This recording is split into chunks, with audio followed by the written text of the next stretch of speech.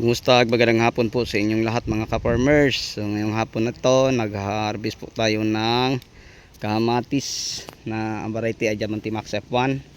At ito na po, no, lapitan natin sa kamera ang ating mga napipitas na mga kamatis. Napakaganda at napakakintab po ng sobra, no. So yun po ang ating harvest, napakalaki po ang mga bunga. Yan, para makita ninyo. So sa pagpipitas namin mga kapwa ko ka-farmers, may dalawa kaming timba na dala para diretso na namin i-separate yung mga medium size, no, sa ating kamatis. So ito mga big size to. Yan. So yan, kita nyo, may dalawang timba. Ang isang timba ay doon nakalagay yung mga maliliit, at saka yung isang timba naman ang tabi. So yun ang technique at style namin para sa mabilisang paglagay sa kahon.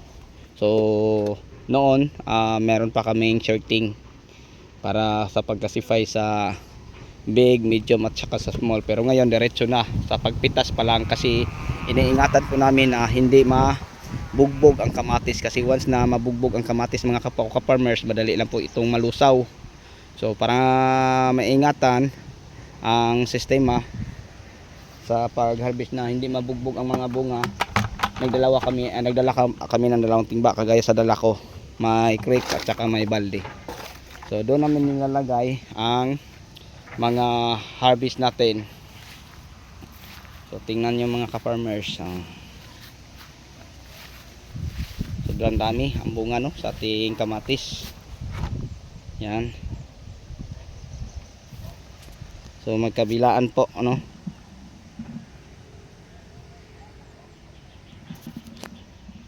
ang bunga.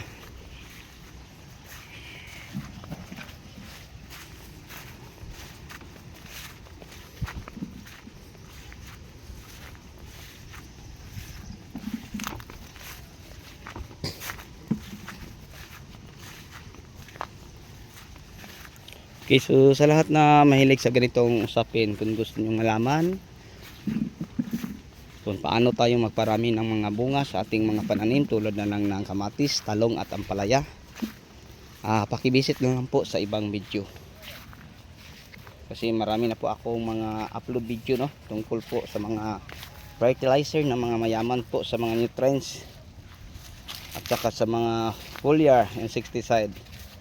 Kung gusto nyo maging ganito ang mga bunga ng mga pananim nyo, bisitahin nyo lang ang ibang mga video ko, kasi nagbabahagi po tayo ng mga konting kaalaman tungkol po dito.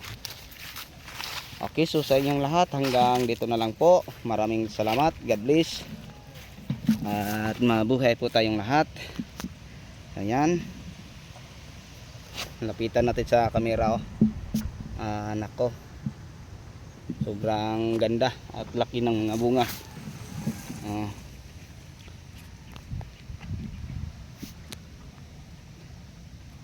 Yan.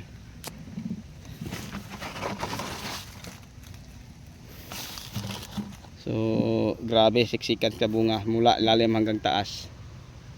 Yun na po ang ating update sa kamatis natin.